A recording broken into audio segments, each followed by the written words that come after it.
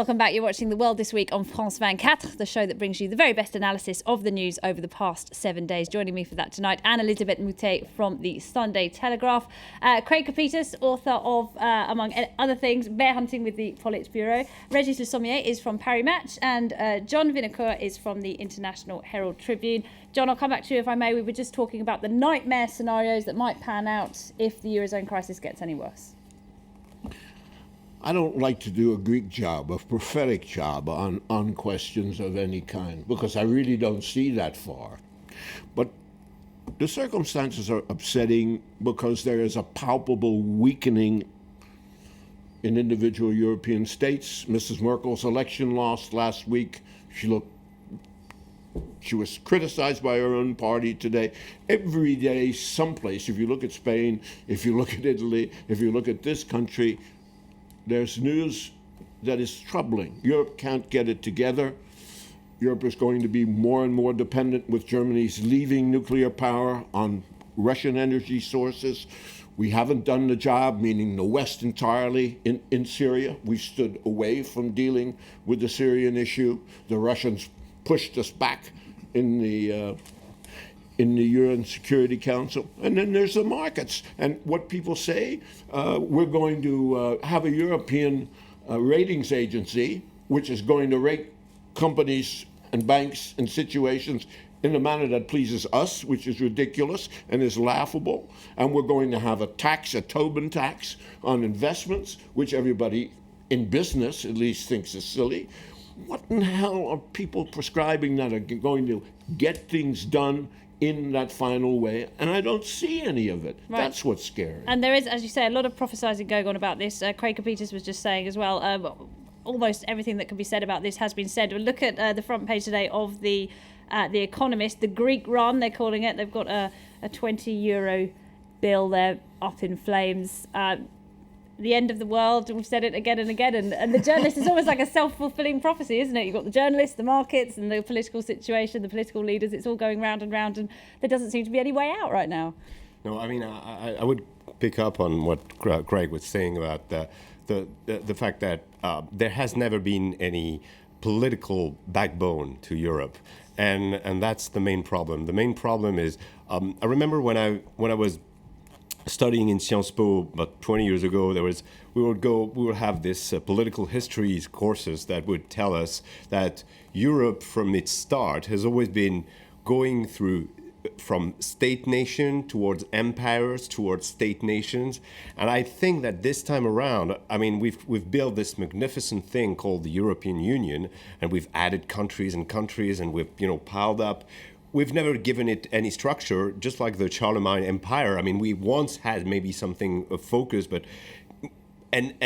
we there is the risk that we see in the future, like 10 years down the road, coming back to this nation states, coming back to nation. And I mean, we certainly, I mean, in the global world, and the weight of Europe now is not as big to be able to handle that. But this is what it seems to go, like when you see Greece, when you see also all sorts of, movement developing in each countries, like nationalist movement is back, a number of things like that, are really, these are elements that are that are cutting Europe. That is, and Europe from the start has never been able to find a political coherence. Anne-Elisabeth Moutet, some of your colleagues at the Telegraph, they think the euro is a terrible idea. It should never have happened. It hasn't done any good at all for Europe. And one of your colleagues yesterday was saying Europe is literally destroying itself now. Do you think it's been one big mistake? I'm not sure, actually. I mean, there's a strong Eurosceptic line at the Telegraph, and it's part of the nice British political tradition. I do not entirely share this view. I think, first of all, Europe has it had an existence before the euro, and even if the euro is modified, I don't see it entirely vanishing. I think it will still remain as a political unity. I mean, we don't realize that 80% of legislation in European countries is already initiated in Brussels and not in their own countries. So So in many ways, we've gone through convergence in legal ways, in political way, in economic way. If you take an integrated, consolidated Europe, you find that it's 37% of the world GDP. It still is the largest economic bloc in the entire world. So it's got monetary problems. I think more and more people are now saying it's time to cut our losses, we've got to ring-fence Greece, and we've got to cut it out of the euro. But Greece is only 8% of the European economy. So they will be unpleasant losses to take, but they are, it's possible to take those losses So you and say not Greece flinch out and then carry on the rest of us? and carry on with the rest of them. Don't work that way. I think more and more people are saying exactly that. I and think they are in Brussels for sure this They week. are also in Paris. I mean, they don't say it publicly, but even people who I now don't see work with where Mr. Hollande where are saying Spain is Brussels going, has honestly. the backbone of a chocolate eclair, and it's just But it's not Brussels, it's Paris and Berlin. it's a problem in Brussels, in Paris, in Berlin, in all of these capitals. The Greeks are now saying, for instance, that they want individuals to come in and do up special project bonds to get the economy moving again. No one's going to invest in this. And what these alleged leaders and salons in Brussels, Paris, and Berlin don't realize is the cascade effect of Greece going under. You're right, it's only 8%. There was a You ring fence it. You ring fence it. Fences don't work. You know But the why? fear You is can it'll crawl lose- over it or dig under it. A fence doesn't work. But Ask your friends who escaped from Colditz. nobody's going to invest in yet more Greek projects. You go to Greece and you find that Greece is full of those wonderful European things. It's got brand new roads, it's got brand new airports. All of this had been paid by the European Union. And it hasn't changed the fundamentals of the Greek economy. Right, which that's is the that people argument, isn't are it? on the take, that the figures, the books have been cooked for And 40 it's been a years. false sense and of that wealth. 14% only of the people pay income tax. And as long as they don't clean up their act, there's no way that Greece should remain. It should not have been admitted into the Eurozone. I have my own questions about whether it should have been admitted into Europe itself. So what happens when this hits Spain or when it hits Portugal? Spain Italy is an or- entirely different animal. I mean, it's got a real economy. It's got people who do pay taxes. Therefore, they demonstrate in the streets because it's so difficult So to pay you don't them. believe that you do not believe that Greece leaving the Eurozone or leaving the euro at the least is Yeah. not going to create a cascade effect that's Nope. going to spill over. I don't think so. I think Greece is really a different animal from the others. I think what's going to be tough is, how do you have austerity programs at the same time that you have a way of keeping the weaker, the heads of the weaker people above water? That's the main problem. All right, then That's but- the Germany Yeah, but then position, take up like, John's leave Greece point. and ignore Spain. John was saying about the Russian influence here.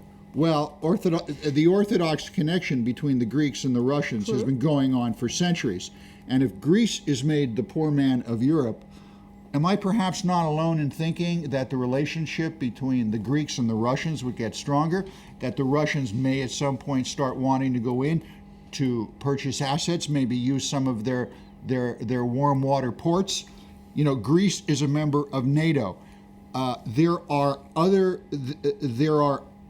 other factors at work here that I don't think you can codify in money, and I do think there'd be a cascade Let's effect. leave the poor old euro aside for the moment then and move on. Opening old wounds now. Aging Serb General Ratko Mladic appeared at his war crimes trial in The Hague this week. He's on trial for 11 counts of war crimes committed nearly 20 years ago in the former Yugoslavia. Mladic is alleged to have organised the worst atrocities on European soil since World War II, namely the Srebrenica massacre and the siege of Sarajevo. Well, his first day in court was dramatic. Insults were traded back and forth between Mladic and the public gallery. Then, in a major blow to victims yesterday, the judge ruled a mistake by the prosecution meant the trial could now be delayed for another 6 months. Here's the judge in the case. In light of the prosecution's significant disclosure errors, which the Chamber has addressed briefly yesterday, the Chamber hereby informs the parties that it has decided to suspend the start of the presentation of evidence. Well, news of that suspension was met with resentment in Sarajevo and in the wartime Bosnian Serb stronghold of Pale.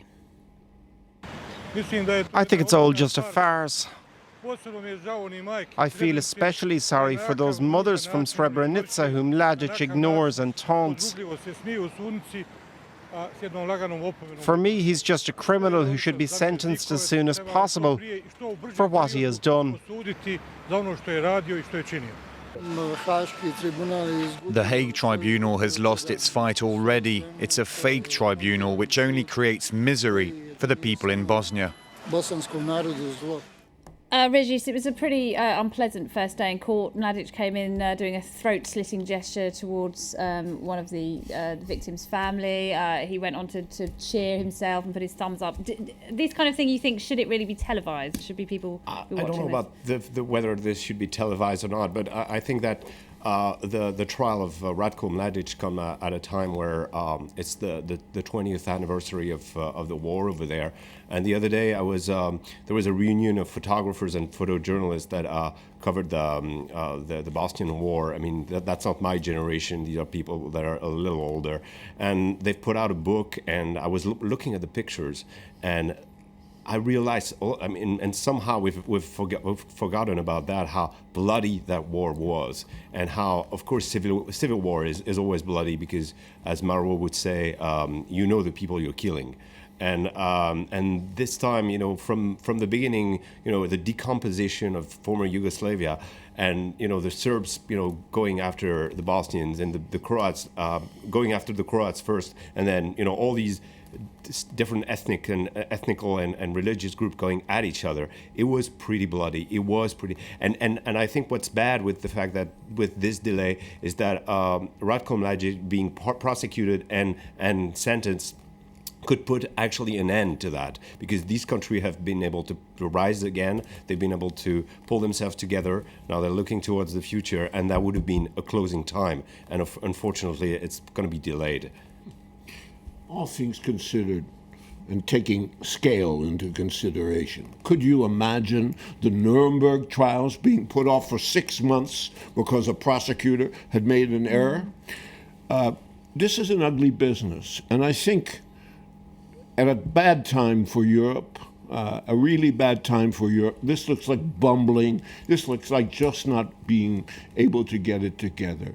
And I think there are a whole bunch of kids who are 10 and 12 years old at home who would have seen this on television, and their mothers or fathers or uncles or aunts would have said, this happened an hour and a half from where we went to the beach last summer, and this is what happens when things really get ugly in life. This is a very, very, very frightening moment in the sense that things seem to be slipping out of hand. You can't bring a monster to trial because there's been an error in the preparation of the case. Who's in charge? It's a who's in charge moment. What's going on? Let's get a grip on this. He'll probably pass away like Milosevic did before any verdict is given. He's not that old. Well, he's 70, but he's had 2 heart attacks and a stroke, or 2 strokes and a heart attack. Yeah, 3 or 4 heart attacks and strokes. And these trials have been criticised, haven't they, for going on far too long? What do you think about that? For any of us who were there, you look at this and you just shake your head. This is the man who is the poster boy for ethnic cleansing. Yes. And it's probably a good thing that I'm not a judge at that tribunal, because I would have a change of venue. I think we move it to Srebrenica or Sarajevo and we hold it on top of the graves. And you broadcast it globally. You cut into CNN and everything, and you say, "Hey, world, look at this." John's point about the Nuremberg trials, I think really hits home. But how many kids today know what the Nuremberg trials were? This was a horror show down there of. Well, how many kids know about Bosnia? Bosnia, you're looking probably over 8,000 people slaughtered. This was a horror show of unimaginable proportions. And this fellow, Ratko, is a thug. He is a mass murderer, allegedly. Right, just to keep the, I want to keep the War Crimes Tribunal, happy with that. Allegedly.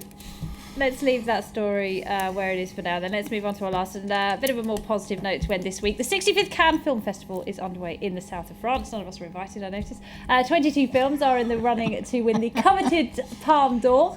Well, it was the British comedian Sacha Baron Cohen who stole the show by turning up dressed as a Bog standard Arab dictator, complete with camel. This is all for his new film Dictator. There he is, which has already been barred in Tajikistan, would you believe? Officials say the film is incompatible with the country's values. Well, the festival opens with Wes Anderson's Moonrise Kingdom, a tale of love at the difficult age of 12. Day 2 took a completely different turn with the film Paradise Love, which is about African sex trafficking. So they're just two of the films that have got going at the beginning of the festival. Anne-Elisabeth Moutet, I was horrified to read that in 65 years, only one female film director has won the Palme d'Or. That was Jane Campion with Jane a piano, Campion. I think 84. Well, as you know, the French women directors have sent a letter to the festival saying that there was not a single film made by a woman selected this year for the Palme d'Or, and that it really showed entrenched misogyny among the jury and among the powers that be at the Cannes Film Festival. And I think even though there has been a great wave of protest of people who do not want to get on the bad side of the Cannes people, I think actually they have a point. One point that has been made is that until fairly recently there were not many women directors. You've got to basically hold together a fractious crew of possibly 100, 200 people. And the egos. From the egos of the stars and the fractiousness of the unions, because that's a heavily unionized business. So weak women were not supposed to be able to, but we've seen in the past that women could do. Somebody like Catherine Bigelow ought to have been invited, and certainly that's the letter of these women directors said that they're only interested in depth in women when it's depth of cleavage, and I think that was a good line, and it was unfortunately true. And I say this as somebody who has nothing against having generously sort of uncovered starlets on the beach, because that's also part of Cannes, which I covered several years. Is part of it, isn't it? We have to say we all like to look at the dresses. Yeah, absolutely. It is giving a much needed boost to the French film industry, though, isn't it? What can? Yes. Yeah, and to France in general. I mean, great. it gives a very good idea. It's wonderful. Very Fluff good and image circumstance. Wonderful. Yeah. It's wonderful. Anyone got any tips? Who's going to win this year? I have no idea. Oh, after that, Anne's never going to be invited down there now. Oh, yeah. You've outraged them, dear. Oh, no, there are ways. Oh, it's a wonderful place. I used to cover it in the 90s, and it is, at the end of the day, it is about what's best about the movies. At the same time, you've got all the hoopla, and you've got all the tinsel, and you've also you're got some tired in the end. fantastic. It's Yeah. What was exhausting. just before we go, what was a big highlight for you? Can you Well, think the of any parties and- big moments? Anyone you met? Any glamorous tales to I've tell? met all sorts of Did glamorous you meet George interviews. Clooney or anyone? I like know. that? I interviewed Harrison Ford. Oh, Harrison and Ford. I translated. I had dinner with I translated Iron for Man. Robert Redford, which was great fun. I helped translate for Robert Redford during a press conference, so that was fun. Wonderful. And no, I remember an Argentinian movie called El Sur, the South, which was about. It's a sort of magic realism movie made about the dictatorship and the people who were sent deported to the South, which is of course were close to the South Pole in Argentina, and it was magical. It was the music of Piazzolla. It was a great movie, and the crew. The movie got a fantastic reception, and the crew had a party afterwards, and they did not know what was happening to them because suddenly the entire Just propels them on the world stage. it was doesn't it? great. It was wonderful. It's one of my best memories of the festival. Good stuff. Anne-Elisabeth Moutet, Craig Capitas, Regis Le Sommier and John Vinocourt. Many thanks indeed to you all for joining us.